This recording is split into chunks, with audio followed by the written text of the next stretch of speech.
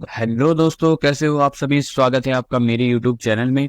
आप देख रहे हैं डीपी पाठशाला यानी कि डीएलएड पाठशाला। दोस्तों, आज आप लोग की सामाजिक अध्ययन, सामाजिक विज्ञान एसएसटी की आपकी क्लास लास्ट होने वाली है। आज की क्लास कितनी है? 19वीं क्लास है। ठीक है दोस्तों, आज 19वीं क्लास है। आज हम लोग पढ़ेंगे यातायात और एवं सुरक्षा के बारे में। ठीक है, यातायात और सुरक्षा, अर्थशास्त्र, सड़क के नियम और पैसे का खेल के बारे में। ठीक है, आज की क्लास 19 है। तो दोस्तों, क्या आपने कभी सोचा है कि जब आप सड़क पर निकलते हो तो इतनी सारी गाड़ियां, लोग, सिग्नल, ये सब मैनेज कैसे होता है? क्या कोई आदर्श ट्रैफिक पुलिस है जो ये सब कंट्रोल करता है? और ये जो हम चीजें खरीदते हैं और उसको बेचते हैं, पैसा कमाते हैं, ये सब क्या है? क्या ये सिर्फ पैसे का खेल है या इसके पीछे कोई साइंस है? लगता है ना सब कुछ सिस्टम से चल रहा है। आज इसी चीज के बारे में हम बात करेंगे। ठीक है, तो जो लोग नए हैं उनको स्वागत है मेरा यूट्यूब चैनल डीएलएड पाठशाला में। हम डीएलएड बीटीसी के सभी विषय बिल्कुल ही मुफ्त और बिल्कुल ही आसान भाषा में आपको पढ़ाते हैं। चाहे आप हिंदी मीडियम के हो या फिर इंग्लिश मीडियम के, उससे फर्क नहीं पड़ता, क्योंकि हम आपको पढ़ाते हैं इंग्लिश और हिंदी दोनों ही भाषाओं में, ताकि आपको हर टॉपिक्स अच्छे से समझ में आ सके। अगर आप ढूंढ रहे हो डीएलएड के सभी विषयों के सटीक, सरल और पूरी तरीके से नोट्स आधारित वीडियोस, तो आप बिल्कुल सही चैनल पे आ गए हो। चैनल को सब्सक्राइब कर दें, वीडियो को लाइक कर दें, बेल आइकन दबाना ना भूलें और हमारा टेलीग्राम चैनल डीएलएड पाठशाला को ज्वाइन कर दें। ठीक है, वहां पे हम आपको नोट्स, पीडीएफ, सारी चीजें फ्री में आपको डिलीवर कर देते हैं। ठीक है बच्चों, चलो फिर स्टार्ट करते हैं आज की क्लास। उससे पहले हम लोग रिवीजन कर लेते हैं कि पिछली क्लासेस में हमने क्या पढ़ा था। ठीक है, तो लास्ट क्लास में हमने पढ़ा था दोस्तों नगरीय जीवन यानी अर्बन लाइफ के बारे में। ठीक है, आजीविका क्या है? कारखाने, फैक्ट्रियां और व्यवसाय। ठीक है, हम रिवीजन करना लिख देता हूँ। सुविधाएं क्या है? आसानी से उपलब्ध होती हैं। विकास के लिए संस्थानें आपकी नगर पंचायत, नगर परिषद और नगर निगम, तीनों के बारे में हमने कल पढ़ा था। नगर पंचायत यानी टाउन पंचायत स्तर सबसे निचला नगरीय स्तर है। जनसंख्या आपका 5,000 से 1 लाख। सदस्य आपके 10 से 24 5 वर्ष के लिए चुने जाते हैं। फिर नगर पालिका परिषद यानी म्यूनिसिपल काउंसिल, जनसंख्या 1 लाख से 5 लाख। संरचना आपका कई वार्डों में बटी हुई है। कार्यालय आपका 5 वर्ष। अध्यक्ष आपके सभापति, उप सभापति। ठीक है, कार्य आपका प्राथमिक विद्यालय, सड़क, सार्वजनिक स्थान निर्माण, स्वच्छता। ठीक है, स्वास्थ्य, चिकित्सा और सार्वजनिक शौचालय, ये सारे आपके कार्य हो गए। फिर हमने पढ़ा नगर निगम यानी म्यूनिसिपल कॉर्पोरेशन के बारे में, जिनकी जनसंख्या 5 लाख से अधिक है। स्थापना आपका राज्य विधान मंडल द्वारा। सदस्य आपके 60 से 110 पार्षद। ठीक है, अध्यक्ष आपके महापौर या मेयर कहलाते हैं। कार्य क्या है? अनिवार्य में आता है आपका विद्युत, जल, यातायात, सफाई वगैरह। ऐच्छिक में आता है पार्क वगैरह का निर्माण। जनपद, जिला स्तरीय प्रशासन हमने देखा, तो राज्य प्रशासन की मूल इकाई यानी यूनिट जो होती है, बेसिक यूनिट, वो है। ठीक है, कार्य क्या है? कानून व्यवस्था, भूमि भूमि व्यवस्था, शिक्षा, स्वास्थ्य, सुरक्षा। मुख्य अधिकारी आपके जिलाधिकारी, डीएम होते हैं। ठीक है, उत्तरदायित्व आपके जिला प्रशासक, कलेक्टर, जिला मजिस्ट्रेट, जिला विकास अधिकारी और सरकार का एजेंट। तहसील दिवस द्वारा जनता से संवाद होता है। ठीक है, जनपद स्तरीय प्रशासन के महत्वपूर्ण कार्य क्या है? तो कानून व्यवस्था, पुलिस अधीक्षक व अन्य द्वारा। भूमि व्यवस्था, जमीन की माप, रख रखाव, तहसीलदार, पटवारी, लेखपाल के द्वारा। ठीक है, शिक्षा व्यवस्था में विद्यालय स्थापना, भवन निर्माण, मिड डे मील, बेसिक शिक्षा अधिकारी इसमें होते हैं। स्वास्थ्य व्यवस्था, परिवार कल्याण, रोग का इलाज, रोकथाम, मुख्य चिकित्सा अधिकारी, अस्पताल, पीएससी और सीएचसी आते हैं इसमें। ठीक है, यातायात और सुरक्षा में यातायात नियंत्रण व सुरक्षा। ये था बच्चों कल की क्लासेस का रिवीजन। ठीक है, अब आज की क्लास हम लोग कंटिन्यू करेंगे। आज हमारी लास्ट क्लास है। क्लास हो सकता हो थोड़ी छोटी हो, आधे घंटे की हो। आज हम पूरा कंप्लीट सिलेबस कवर कर लेंगे, इससे आपको 50 नंबर का आने वाला है। ठीक है, तो दोस्तों पिछले पार्ट में हमने शहर के जीवन और जिला स्तर के प्रशासन के बारे में जाना था। आज हम कुछ और जरूरी बातें सीखेंगे जो हमारे रोजमर्रा के जीवन के लिए बहुत काम आती है, जैसे सड़कों पर चलने के नियम यानी यातायात, ट्रैफिक, और अर्थशास्त्र यानी इकोनॉमिक्स, जो हमें पैसे और देश की कमाई के बारे में बताता है। समझ में आया? तो दोस्तों आज हम इसी सड़क के नियम और पैसे की खेल को समझने वाले हैं। मैं हूं आपका दोस्त, आपका होस्ट डीबी पाठशाला से, और आज हम बात करेंगे यातायात और सुरक्षा यानी ट्रैफिक एंड सिक्योरिटी की। और हम फिर चलेंगे अर्थशास्त्र यानी इकोनॉमिक्स की दुनिया में। ये सिर्फ पढ़ाई नहीं, ये तो आपकी रोजमर्रा की जिंदगी का एक सीक्रेट है। ये क्लास कसम से आपकी एक सुपर डुपर एंटरटेनिंग अर्थशास्त्र की लाइफ मैनेजमेंट क्लास होने वाली है। जैसे आप गूगल मैप्स पर लाइव ट्रैफिक देखते हो, वैसे ही आज ज्ञान का भी ट्रैफिक आप लोग देखोगे। ठीक है, तो आप अपनी कॉपी पेन निकाल लीजिए। पढ़ते हैं हम लोग यातायात और सुरक्षा, यानी सड़क के नियम जिंदगी के लिए। ठीक है, तो आज के समय दोस्तों, आज के समय में सड़कों पर मोटरसाइकिल, रिक्शा, कारें और स्कूली वाहन हजारों की संख्या में हैं। इसीलिए यातायात यानी ट्रैफिक के साथ साथ अपनी सुरक्षा पर ध्यान देना बहुत जरूरी होता है। जैसे गेम खेलते समय सेफ्टी रूल्स फॉलो करते हैं ना, वैसे ही सड़क पर भी आपको यातायात का पालन करना पड़ता है। ठीक है, देखो आज वही चीज लिखा, आज के समय में सड़कों पर मोटरसाइकिल, रिक्शा, कार, स्कूली वाहन हजारों संख्या में, इसीलिए यातायात के साथ साथ अपनी सुरक्षा का ध्यान जरूरी होता है।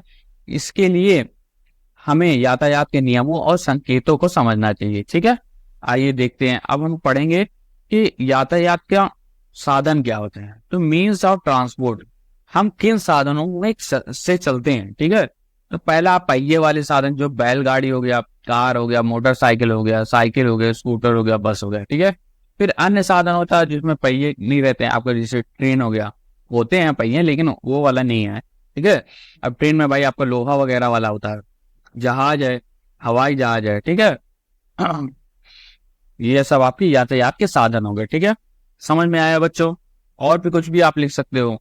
ये सब आपके अन्य वाले में पहिए भी वाले चलते हैं भी हैं और पंख वाले भी चलते हैं। ठीक है, अब हवाई जहाज का तो आपका वो रहता है, पंख रहता है। ठीक है, आते हैं यातायात के नियम और संकेत के बारे में, ट्रैफिक रूल्स एंड सिग्नल्स के बारे में देखते हैं। ठीक है, तो दोस्तों सड़क पर सुरक्षित रहने के लिए कुछ गोल्डन रूल्स हैं। ठीक है, पहला क्या है, सड़क पार करने के लिए सुरक्षित स्थान चुने। पहले सुरक्षित स्थान, ऐसा ना हो कि असुरक्षित जगह पे आप चले गए, वहां पे क्रॉस कर रहे हैं, अब वहां पे इतनी भीड़ है भाई कि आप क्रॉस ही नहीं कर पा रहे, 10 मिनट तक खड़े हैं, आधा घंटा हो गया करते करते, या फिर आप ठोक जा रहे हैं।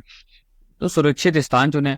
सड़क पर हमेशा अपने बाई और देख चलें। ठीक है, यानी लेफ्ट साइड चलें। ठीक है, तो सड़क पे आप हमेशा अपनी बाई यानी लेफ्ट साइड चलें, लेफ्ट में चलो, आप लोग सेफ रहो। ठीक है, इसके अलावा सड़क पार करते समय दाईं ओर और बाईं ओर देखें, यानी दोनों तरफ देखें। सड़क जब पार कर रहा है तो आप दोनों तरफ देखिए। ठीक है, एक ही तरफ ने, ठीक है, देखो, सोचो और फिर क्रॉस कर लो। ठीक है, फिर चौथा क्या है, महानगरों के चौराहा यानी क्रॉसिंग पर ट्रैफिक सिग्नल देखकर ही चौराहे पार करें। लाल बत्ती पर रुको, पीली बत्ती पर तैयार रहो और हरी बत्ती पे जाओ। समझ में आया? तो दोस्तों जैसे महानगर वगैरह के पे चौराहे पे ट्रैफिक सिग्नल होता है। ठीक है, चौराहे पे तो लाल बत्ती का मतलब होता है कि रुक जाओ, जैसे मम्मी का स्टॉप सिग्नल होता है। ठीक है, पीली बत्ती है तो आप तैयार हो जाओ, जैसे गेट रेडी वाला अलार्म होता है। ठीक है, और फिर तीसरी जो बत्ती होती है आपकी हरी बत्ती, यानी चलो जाओ यहाँ से, जैसे आपको फ्रीडम मिल गई है। ठीक है, ये आपके 3 हो गए, लाल, पीली और हरी। कभी कभी पूछ लिया जाता है कि पीली वाली बत्ती का क्या मतलब होता है, तो इसका मतलब तैयार रहिए आप। ठीक है, आपका मतलब वो पीली वाली बत्ती हरी बत्ती बदलने वाली है, जलने वाली हरी बत्ती, इसी के लिए आप तैयार हो जाइए, इंजन स्टार्ट कर दीजिए। ऐसा ना हो कि आप रुके हैं और पता चला हरी बत्ती जल गई, अब आपकी गाड़ी है नहीं स्टार्ट हो रही है, पीछे जाम लग जाएगा उसके वजह से। तब तक जाम लगेगा, तब तक पीछे वाले का मान लो टाइमिंग खत्म हो गई, तो फिर से लाल बत्ती आ गई, तो वो आपको उल्टा सीधा बोलेगा, है कि नहीं? समझ में आया बच्चों? समझ में आया कि नहीं? वीडियो को लाइक करिए समझ में आया तो। चलो आगे बढ़ते हैं, सड़क दुर्घटनाओं के कारण देखते हैं, कॉज ऑफ रोड एक्सीडेंट। ठीक है, यानी सड़क दुर्घटनाएं क्यों होती है। तो दोस्तों सड़क पर पैदल चलते व्यक्ति, गाड़ी पर सवार व्यक्ति या वाहन चला रहे व्यक्ति का ध्यान कहीं और होने के कारण सड़क दुर्घटना होती है। ठीक है, समझ में आया? तो सड़क पर पैदल चलते व्यक्ति या फिर गाड़ी पे सवार व्यक्ति या फिर वाहन चला रहे व्यक्ति का ध्यान कहीं और होने के कारण सड़क दुर्घटना होती है। यानी वो डिस्ट्रैक्टेड ड्राइविंग, यानी आपका ध्यान भटका तो एक्सीडेंट पक्का वाला। जैसे क्लास में ध्यान भटका तो मार्क्स कम आ जाते हैं, वैसे ही। ठीक है, कुछ लोग सोचते हैं दोस्तों के, जैसे जो नौजवान लोग होते हैं वो क्या करते हैं, रफ ड्राइविंग करते हैं। ठीक है, मतलब वो इधर लटकाएंगे उधर लटकाएंगे, घुमा फिरा करके ऐसी ड्राइविंग करते हैं। वो सोचते हैं हम बैलेंस कर ले रहे हैं अपनी गाड़ी को, तो हम बच जा रहे हैं, हमको चलाने आती है। लेकिन दोस्तों मैं आपको बताता हूं कि आप अगर खुद की गाड़ी को बैलेंस कर रहे हैं, आप सोच रहे हैं कि हम कैसे भी चलाएंगे, हम इधर लहरा करके चलाएंगे, है ना, तिरंगा जैसे लहराता वैसे वो लहराते हैं, तो हम लहरा करके चलाएंगे या हम तेज चलाएंगे तो हम अपने आप को बचा लेंगे, हमसे तो एक्सीडेंट नहीं होता है। लेकिन एक्सीडेंट कैसे होता है दोस्तों? एक्सीडेंट ज्यादातर एक्सीडेंट जो होता है वो दूसरे की गलती से होता है, आपकी गलती से नहीं होता, दूसरे की गलती से होता है। अब दूसरे की गलती कैसे? अब मान लीजिए अगला बंदा आ रहा है, सामने से आ रहा है, आप इधर से जा रहे हैं, ठीक है, उस बंदे को कुछ आंख में, मान लीजिए आंख में धूल चली गई एक बैग, अब उसका कंट्रोल चला गया, अब वो मान लो इधर लाया, आप एक बैग कंट्रोल रोक नहीं पाए, आप तो लहरा लहरा करके चला रहे थे, ठीक है, तो जा करके आपने ठोक दिया तो एक्सीडेंट हो गया, ठीक है। तो गाड़ी ऐसी चलानी चाहिए, ऐसा मान करके चलाना चाहिए कि आप ये मानो कि जो सामने से गाड़ियां आ रही हैं वो अंधी हैं, ठीक है, उनको दिखाई ही नहीं दे रहा है, आपको बचना है, किस तरीके से आप बच रहे हैं उस पर निर्भर करता है। आप अपनी गाड़ी को मत कंट्रोल करिए, वो तो सेकेंडरी चीज है, आपको सबसे पहले देखना है कि हम किस तरीके से बचें, क्योंकि एक्सीडेंट भाई कैसे भी हो सकता है कि नहीं? जरूरी नहीं है कि आप ही जाकर के ठोकोगे, वो एक बैग आपके सामने अगर कोई चीज आ जाएगी तो फिर आप क्या करोगे, है कि नहीं?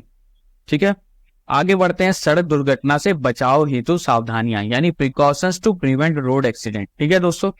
तो देखो दोस्तों, सेफ रहो, लाइफ जियो, ठीक है। तो पहला क्या, बाइक बाइक स्कूटर चलाते समय हेलमेट जरूर पहने, ठीक है, हेलमेट पहने, हेलमेट का फाइन दे, ठीक है।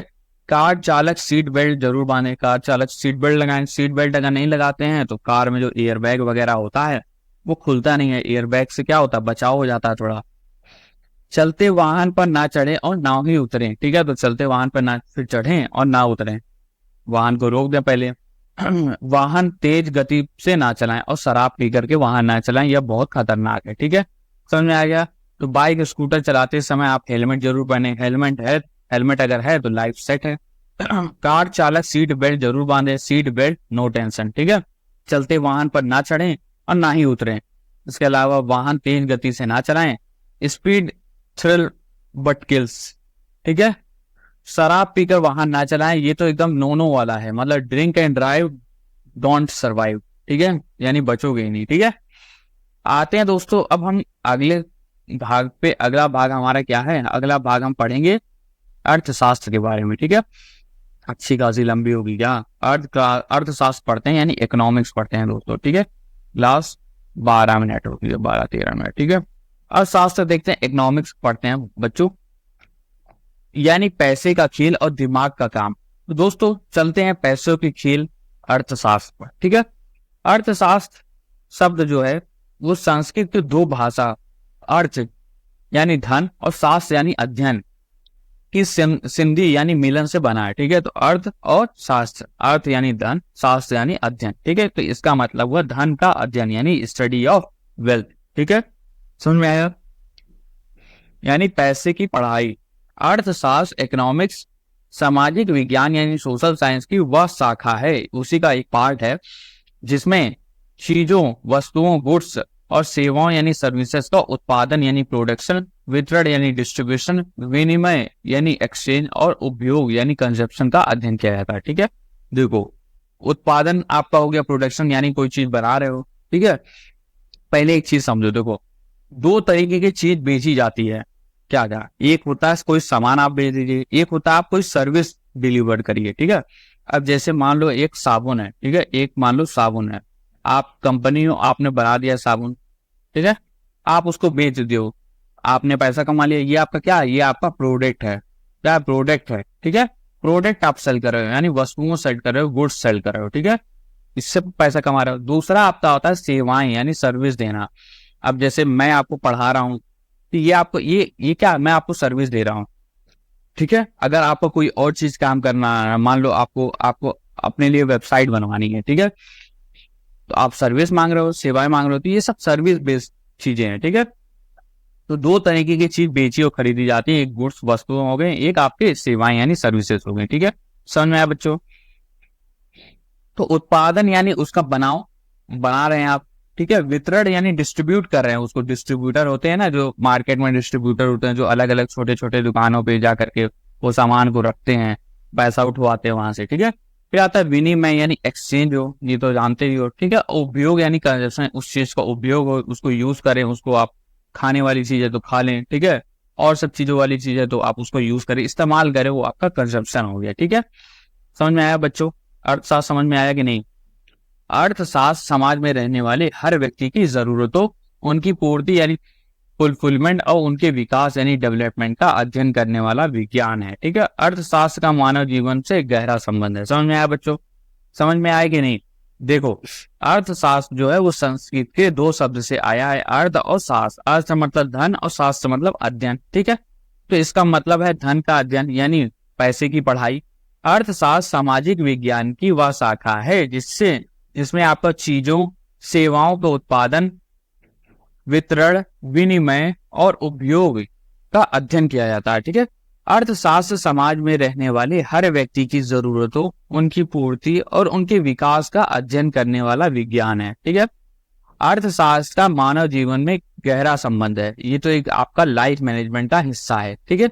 समझ में आया बच्चों? अर्थशास्त्र समझ में आया? समझ में आया? वीडियो को लाइक करिए तुरंत आप लोग। वीडियो को लाइक कर दिया ना आप लोगों ने? स्टार्ट करा जाए आगे। आओ फिर आगे पढ़ते हैं अर्थशास्त्र का इतिहास के बारे में, यानी हिस्ट्री ऑफ इकोनॉमिक्स। क्या आपको पता है दोस्तों कि अर्थशास्त्र का जन्म कहाँ हुआ? देखिए, मौर्य पीरियड यानी मौर्य काल में महान राजनीतिज्ञ यानी स्टेट्समैन और अर्थशास्त्री यानी इकोनॉमिस्ट कौन थे? आचार्य चाणक्य, ठीक है। 2100 साल पहले अर्थशास्त्र पर एक किताब कौटिल्य का अर्थशास्त्र लिखी थी, ठीक है। तो मौर्य काल में आपका चाणक्य ने कौटिल्य का अर्थशास्त्र नामक एक किताब लिखी थी 21 साल पहले, ठीक है। इस तरह की अर्थशास्त्र का सबसे पहले जन्म भारत में हुआ था, ठीक है। समझ में आया? देखो दोस्तों, मौर्य काल में महान राजनीतिक और अर्थशास्त्री आचार्य चाणक्य ने 2100 साल पहले आपके अर्थशास्त्र पर एक किताब लिखी जिसका नाम था कौटिल्य का अर्थशास्त्र। ये तो आपका अर्थशास्त्र के एक फादर हैं, वो भी आपके मेड इन इंडिया वाले, ठीक है। इस तरह के अर्थशास्त्र का सबसे पहले जन्म आपका भारत में हुआ, हमें गर्व होना चाहिए इस बात के लिए, ठीक है। दूसरा आते हैं, अब हम पढ़ते हैं आधुनिक अर्थशास्त्र के जन्म यानी फादर ऑफ मॉडर्न इकोनॉमिक्स, ठीक है। अब ये तो पुराने हो गया। अब फादर ऑफ अर्थशास्त्र के जनक जो है आपके आधुनिक वाले, वो कौन है? तो दोस्तों, आधुनिक अर्थशास्त्र के जनक आपके एडम स्मिथ को माना जाता है, ठीक है। एडम स्मिथ को माना जाता है। उन्होंने अर्थशास्त्र को धन का विज्ञान यानी साइंस ऑफ वेल्थ माना है। एडम स्मिथ के अनुसार अर्थशास्त्र राष्ट्र के धन के स्वरूप और कारणों की खोज से संबंधित है, ठीक है। 1890 में अल्फ्रेड मार्शल ने अपनी किताब प्रिंसिपल ऑफ इकोनॉमिक्स में इस अर्थशास्त्र और अर्थशास्त्र के सिद्धांत नाम दिया, ठीक है। मार्शल के अनुसार अर्थशास्त्र मानव जीवन की साधारण व्यवसाय का अध्ययन है।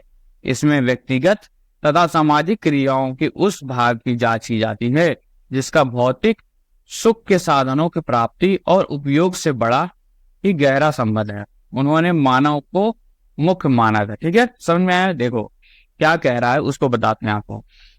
3-4 पॉइंट है। देखो, उन्होंने एडम स्मिथ ने उन्होंने अर्थशास्त्र को धन का विज्ञान यानी साइंस ऑफ वेल्थ माना है। एडम स्मिथ के अनुसार अर्थशास्त्र जो है वो राष्ट्र के धन के स्वरूप तथा कारणों के खोज में से संबंधित है, ठीक है। 1890 में अल्फ्रेड मार्शल ने अपनी किताब प्रिंसिपल ऑफ इकोनॉमिक्स में इसे अर्थशास्त्र या अर्थशास्त्र के सिद्धांत नाम दिया, ठीक है। इसके अलावा मार्शल के अनुसार अर्थशास्त्र जो है वो मानव जीवन के साधारण व्यवसाय का अध्ययन है, ठीक है। इसमें व्यक्तिगत और सामाजिक क्रियाओं के उस भाग की जांच की जाती है जिसका भौतिक सुख के साधनों की प्राप्ति और उपयोग से बड़ा ही गहरा संबंध होता है, ठीक है। अब हम आगे बढ़ते हैं, महत्व क्या होता है, इंपॉर्टेंस क्या है अर्थशास्त्र का, ठीक है। अर्थशास्त्र का महत्व यानी इंपॉर्टेंस ऑफ इकोनॉमिक्स।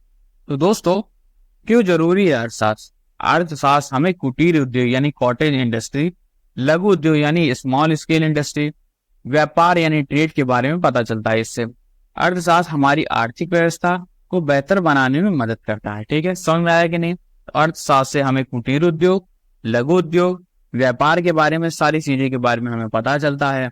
अर्थशास्त्र हमारी आर्थिक व्यवस्था को बेहतर बनाने का एक मदद करती है। अर्थशास्त्र में तीसरा क्या, अर्थशास्त्र के ज्ञान से हमें डिमांड यानी मांग और पूर्ति यानी सप्लाई के नियम, सरकारी सांख्यिकी यानी गवर्नमेंट स्टैटिस्टिक, बजट बनाना यानी बजट फॉर्मेशन आदि चीजें पता चलती है। ठीक है, समझ में आया। तो अर्थशास्त्र के ज्ञान से हमें किस चीज की आपकी डिमांड है, किस चीज कितना पूर्ति हो रहा है, तो डिमांड और पूर्ति वाली, डिमांड एंड सप्लाई वाला जो आपका होता है वो पता चलता है। सरकारी गवर्नमेंट सांख्यिकी पता चलती है, स्टैटिस्टिक पता चलता है, बजट बनाना है, ये सारी चीजें आदि के बारे में पता चलता है। जैसे डिमांड ज्यादा हो तो प्राइस हाई हो जाती है कि नहीं। अगर कोई चीज अगर आपके पास कम है, ठीक है, तो और उसकी डिमांड ज्यादा है, अगर वो कम क्वांटिटी कम है, क्वांटिटी क्या है कम है, तो उसकी डिमांड जो है वो ज्यादा हो जाएगी। ज्यादा लोग उसको, मान लो अगर शॉर्टेज हो गया, मान लो बोल दिया जाएगा कल क्या बोलते हैं, नमक जो है, शॉर्ट जो है वो क्या है, बोल दिया जाएगा कि कल से 100 रुपये उसका दाम बढ़ जाएगा। ठीक है, 100 रुपये उसका दाम बढ़ जाएगा, तो क्या होगा, तुरंत भगदड़ मच जाएगी। 100 रुपया बचाने के चक्कर में इतनी भगदड़ मच जाएगी कि लोग क्या करेंगे, लोग स्टॉक जमा करने लगेंगे। तो क्या क्वांटिटी एक बैग कम होने जाएगी, क्योंकि एक जो इंसान महीने भर में एक पैकेट ले जा रहा था, वो क्या करेगा, वो 10 पैकेट ले जाएगा, 20 पैकेट ले जाएगा, है कि नहीं, 20 पैकेट ले जाएगा, 10 पैकेट। तो क्वांटिटी एक बंदे की, आपकी क्वांटिटी जो होगी वो कम हो गई, अब कम ही बचा 60, डिमांड बहुत ज्यादा है, सबको चाहिए भाई, सबको 10-10 20-20 चाहिए, तो क्या होगा, तो प्राइस, ये आता है जब डिमांड आपका बढ़ता है तो आपका प्राइस जो होता है वो और बढ़ जाता है। ठीक है, तो अब क्या करेगा, दुकानदार कहेगा भैया हमारे पास कम है भाई, हमारे पास नमक तो हमारे पास कम है, ऐसा करो आप 50 रुपए के जगह हमें 60 रुपए दे दो, 60 रुपए में हम आपको दे देंगे। ठीक है, तो आपने प्राइस अपने से बढ़ा दिया, है कि नहीं। तो यही होती है डिमांड और सप्लाई वाली चीजें। ठीक है, समझ में आया बच्चों के, नहीं समझ में आया, आगे चला जाए, चलो फिर इसी बात पे पढ़ते हैं आगे क्या लिखा है।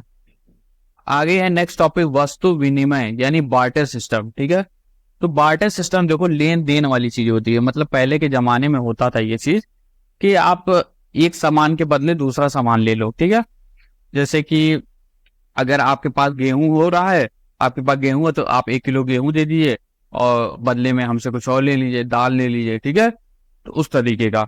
तो दोस्तों सामान के बदले सामान, तो दोस्तों क्या आपको पता है कि पहले लोग सामान कैसे खरीदते थे, पैसे नहीं थे तब।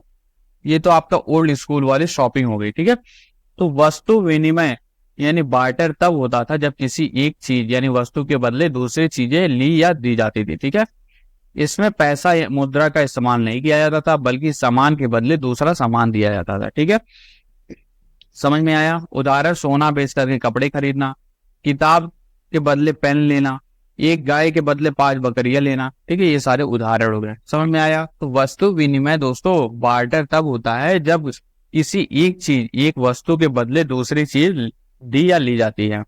इसमें मुद्रा का यानी पैसे का इस्तेमाल नहीं होता।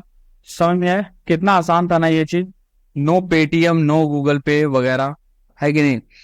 अब आते हैं आगे, पढ़ते हैं हम लोग भारत की मुद्रा का विनिमय पढ़ते हैं, यानी भारत में मुद्रा का विनिमय, एक्सचेंज, तो मनी एक्सचेंज इन इंडिया।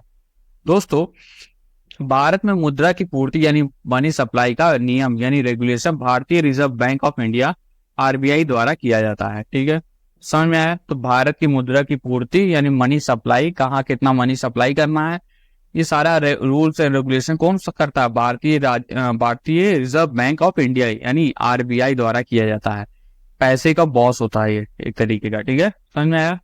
आगे चलते हैं, लास्ट टॉपिक हम लोग पढ़ते हैं जो कि आपका थोड़ा बड़ा है, राष्ट्रीय आय और आर्थिक विकास के बारे में देखते हैं। ठीक है, यानी देश की कमाई और प्रगति की राह, national income and economics development. ठीक है, तो दोस्तों हम बात करते हैं देश की कमाई की यानी राष्ट्रीय आय की बात में। ठीक है, तो किसी भी देश की अर्थव्यवस्था जो इकोनॉमी है वो द्वारा पूरे साल एक वर्ष में बनाई गई चीजों यानी वस्तुओं और सेवाओं के कुल शुद्ध मूल्य यानी नेट वैल्यू को राष्ट्रीय आय यानी नेशनल इनकम कहते हैं। ठीक है, समझ में आया।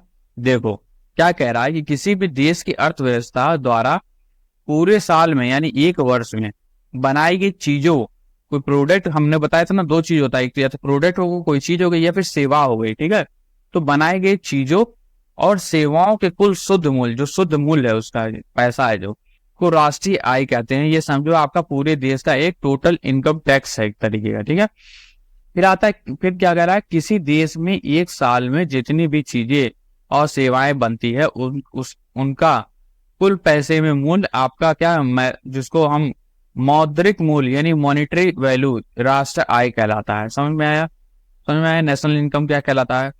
तो दोस्तों इसमें कुछ खर्चे जैसे आपके टूट फूट का हास को घटाकर और विदेशों से मिले लाभ यानी फॉरेन प्रॉफिट को जोड़कर इसे निकाला जाता है। समझ में आया? तो इसमें क्या होता है, इसमें कोई चीज अगर टूटा फूटा कास है, मतलब कोई लॉस वगैरह है, तो वो सारी चीजें आप उसको माइनस कर दीजिए, घटा दीजिए, और विदेशी आप कोई चीज फॉरेन में बेच रहे हैं, विदेश में बेच रहे हैं, ठीक है, तो उसका जो प्रॉफिट है उसको जोड़ा जाए इसमें, ठीक है, तो विदेशों से मिला लाभ को जोड़कर इसे निकाला जाता है। ठीक है, राष्ट्रीय आय एक निश्चित समय में किसी अर्थव्यवस्था का उत्पादन शक्ति यानी प्रोडक्टिव कैपेसिटी को मापती है। ठीक है, तो जिसकी अर्थव्यवस्था अच्छी होगी उसकी उत्पादन शक्ति भी अच्छी होगी। ठीक है, समझ में आया? समझ में आया कि नहीं? समझ में आया? वीडियो को लाइक करिए तुरंत। ठीक है, आगे बढ़ा जाए, पढ़ते हैं हम लोग आर्थिक विकास यानी इकोनॉमिक डेवलपमेंट के बारे में। ठीक है, तो आर्थिक विकास क्या होता है? तो दोस्तों आर्थिक विकास तब होता है जब कोई देश अपनी असली कमाई यानी वास्तविक आय को बढ़ाने के लिए अपने सभी उत्पादन साधनों का सबसे अच्छे तरीके से इस्तेमाल करता है। ठीक है, यही आपका क्या होता है, इकोनॉमिक डेवलपमेंट होता है यानी आर्थिक विकास। आर्थिक विकास तब होता है जब कोई देश अपनी असली कमाई यानी वास्तविक आय को बढ़ाने के लिए अपनी सभी उत्पादन साधनों यानी प्रोडक्शन रिसोर्सेज का सबसे अच्छे तरीके से इस्तेमाल करता है। ठीक है, किसी भी अर्थव्यवस्था में आर्थिक विकास तभी माना जाता है जब लोगों की कमाई के साथ साथ उनके जीवन स्तर यानी स्टैंडर्ड ऑफ लिविंग भी अच्छे से अच्छा बदलाव यानी गुणात्मक परिवर्तन हो। मानव का सर्वांगीण विकास ही आर्थिक विकास होता है। ठीक है, समझ में आया दोस्तों कि नहीं? समझ में आया आर्थिक विकास क्या है? तो किसी भी अर्थव्यवस्था में आर्थिक विकास तभी माना जाता है दोस्तों जब लोगों की कमाई के साथ साथ उनके जीवन शैली में भी अच्छा बदलाव हो। जैसे पैसा नहीं, खुशहाल जीवन भी हो। ठीक है, सिर्फ पैसा ही नहीं, आपको खुशहाल जीवन भी हो। मानव का सर्वांगीण विकास ही आपका आर्थिक विकास होता है। समझ में आया? समझ में आया कि नहीं आर्थिक विकास बच्चों? समझ में आया? आगे बढ़ा जाए, लास्ट चीज पढ़ रहे हैं। लास्ट चीज आपका आर्थिक विकास के स्तर के आधार पर विश्व अर्थव्यवस्था का वर्गीकरण। ठीक है, यानी classification of world economy based on levels of economic development. दोस्तों आर्थिक विकास के आधार पर दुनिया को दो भागों में बांटा गया है। ठीक है, कौन कौन सा? विकसित देश और आपका विकासशील देश यानी डेवलपिंग। एक डेवलप्ड कंट्री है, एक डेवलपिंग कंट्री है। ठीक है, विकसित देश क्या है? तो वे देश जिनका विकास बहुत ज्यादा हो चुका है और जहां लोगों के जीवन स्तर बहुत अच्छा है वे आपका विकसित देश कहलाते हैं। जैसे आपका संयुक्त राष्ट्र अमेरिका यानी यूएसए, रूस यानी रसिया, ब्रिटेन, जर्मनी, फ्रांस, ये सारी चीजें क्या है? ये सारे आपके विकसित देश हैं, विकसित कंट्री यानी डेवलप्ड कंट्रीज हैं। दूसरा आता है विकासशील देश यानी डेवलपिंग कंट्रीज। वे देश जिनके विकास लगातार हो रहा है या जिनमें विकास का बहुत ज्यादा संभावना यानी पोटेंशियल है, वे आपके विकासशील देश कहलाते हैं। उदाहरण भारत, चीन, पाकिस्तान, ईरान, श्रीलंका आदि। ठीक है, समझ में आया दोस्तों? समझ में आया? तो दो भागों में आपको बांटा गया है आर्थिक विकास के आधार पर दुनिया को। एक होता है विकसित देश, वे देश जिनका विकास बहुत ज्यादा हो चुका है और जहां लोगों का जीवन स्तर बहुत अच्छा हो, वे आपके विकसित देश कहलाते हैं। उदाहरण आपका संयुक्त राज्य अमेरिका, रूस, ब्रिटेन, जर्मनी, फ्रांस, ये तो आपके वीआईपी कंट्रीज हैं। ठीक है, फिर आता है आपका विकासशील देश यानी डेवलपिंग कंट्रीज। वे देश जिनका विकास लगातार हो रहा हो, जिनमें विकास को बहुत ज्यादा संभावना यानी पोटेंशियल है, वे विकासशील देश कहलाते हैं। उदाहरण आपका चीन, पाकिस्तान, ईरान, श्रीलंका। हमारा भारत भी इसी कैटेगरी में है, पर हम तेजी से आगे बढ़ रहे हैं। अपना टाइम आएगा, है ना? मोदी जी कहते हैं कि नहीं दोस्तों? हालांकि कई वाली बात पे कौन यकीन करता है ना, वोट के लिए वो सारी चीजें होती हैं।